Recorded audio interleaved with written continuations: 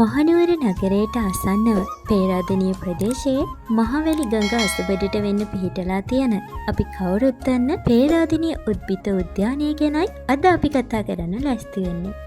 වසර 600කට වඩා පැරණි ඉතිහාසයකට උරුමකම් කියන මෙම උද්‍යානය මුලින්ම රාජකීය උද්‍යානයක් ලෙස පැවතී තිබුණු බවට සාක්ෂි පවතිනවා. වර්ෂ 1821 දී බ්‍රිතාන්‍ය පාලන සමයේ විධිමත් උද්භිද උද්‍යානයක් ලෙස මෙම උද්‍යානය ස්ථාපිත කොට ඇති බවත් කියවෙනවා. අක්කර 107ක පමණ භූමි ප්‍රමාණයක් මෙම පේරාදෙණිය උද්භිත උද්‍යානයට අයත් වෙනවා. උද්‍යානයේ නැරඹීම සඳහා අවසර ඇති වේලාව ගැන සඳහන් කරනවා නම් දිනපතා උදෑසන 8 සිට සවස 5 දක්වා සංචාරකයන් සඳහා විවෘතව පවතිනවා. ඔයත් උද්‍යානය බලන්න යන්න ඉන්නවා නම් උද්‍යානයට ළඟා විය හැකි මාර්ග විස්තරය සහිත ලින්ක් එක මම පහළ ඩිස්ක්‍රිප්ෂන් බොක්ස් එකෙන් දාලා තියන්නම්.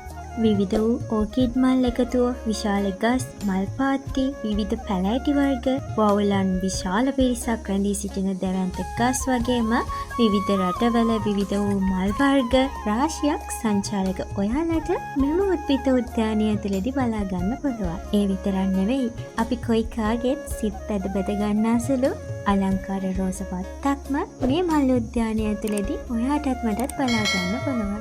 සුවිශේෂී වූත් දුර්ලභ වූත් ශාක වර්ග, මල් වර්ග, පැලෑටි වර්ග වගේම සබදාමත් ඓතිහාසික බවත් මුසුවුණු කේන්ද්‍ර ස්ථානයක් විදියට පේරාදෙණිය උද්භිත උද්‍යානය අපිට හඳුන්වන්න පුළුවන්.